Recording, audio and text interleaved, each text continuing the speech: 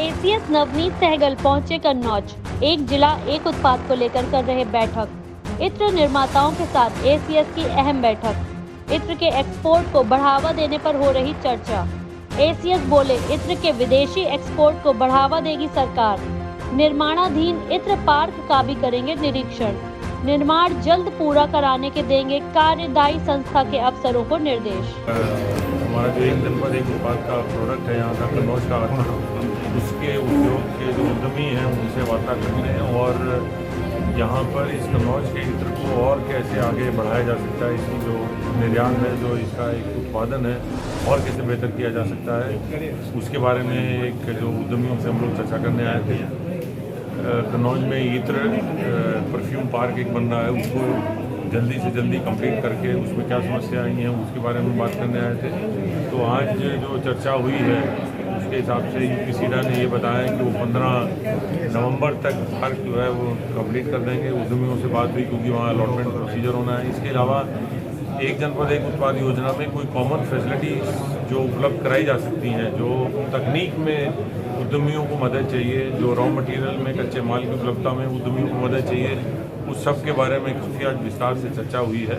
और हमारा प्रयास है कि जो निर्यात यहाँ का हो रहा है कन्नौज से इत्र का, उसको कई गुना बढ़ाया जाए। एक लक्ष्य हमने सबने मिलकर आज रखा है और उस तरफ काम कर रहे हैं। उत्तर प्रदेश को $1 ट्रिलियन इकॉनमी तक पहुँचाने का जो माननीय मुख्यमंत्री जी का जो एक संकल्प है, जिस पर पूरी सरकार काम कर रही है, उसी के क्रम में ये बैठकें हमारी हो रही हैं, जिसमें कि निर्यात कैसे बढ़ाया जाए, उत्पादन कैसे बढ़ाया जाए और किस प्रकार से इस क्षेत्र की अर्थव्यवस्था जो कि अत्र पर निर्भर करती है वो और बेहतर कैसे हो, किसानों को कैसे इसका लाभ मिले, इसके लिए। सर, इत्र पार्क कितने एकड़ में बनने वाला है और क्या विशेष रहेगा इसमें? अभी तो फर्स्ट फेज है वो लगभग 50 एकड़ पर है। अब वो सेकेंड फेज और आगे बढ़ेगा। कोशिश करेंगे सबको समायोजित करें और जो भी विश्व स्तरीय सुविधाएँ हैं तकनीक की, वो उनको वहाँ। सर, निर्यात नीति में कुछ बदलाव होगा?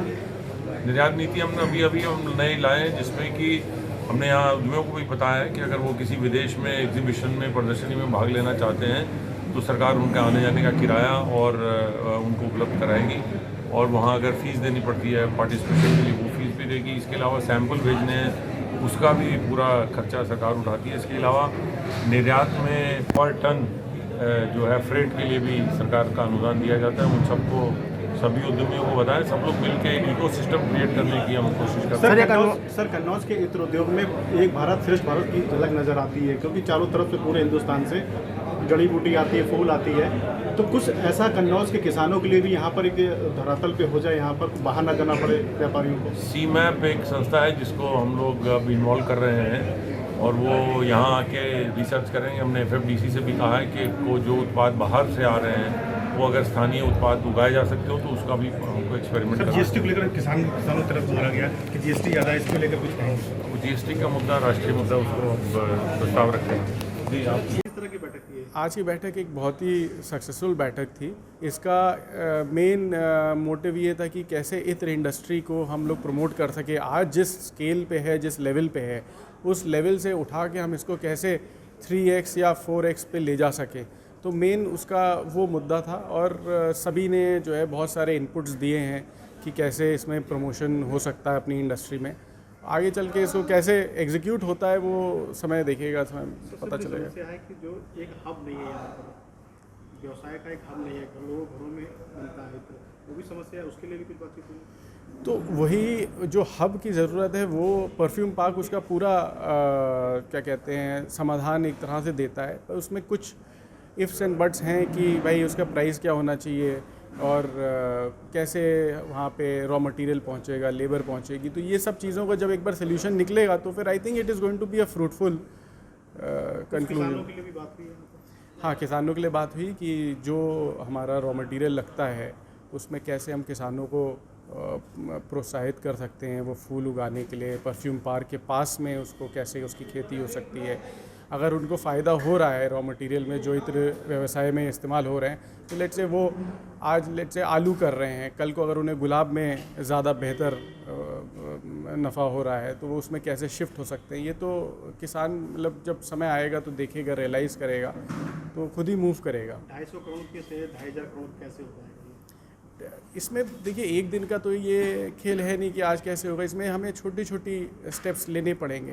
तो जिसको करके, और ये ऐसा नहीं कि अचीवेबल नहीं है, बिल्कुल अचीवेबल है, क्योंकि हमारा इंडिया और चाइना जो है 70% रॉ मटेरियल सप्लाई करता है वर्ल्ड फ्रेग्रेंस इंडस्ट्री को। तो आज जो भी हमारा शेयर है वो बहुत छोटा है। आने वाले समय में एक काफ़ी पोटेंशियल है इस चीज़ को ग्रो करने के लिए। तो अगर हम एकत्रित होकर एक साथ सोचेंगे कैसे सॉल्यूशंस निकाले जाएं और अपने प्रोडक्ट को कैसे प्रमोट किया जाए इंटरनेशनली, नेशनली, तो फिगर इस तरह की बैठक थी, क्या खोया क्या पाया आप लोगों ने?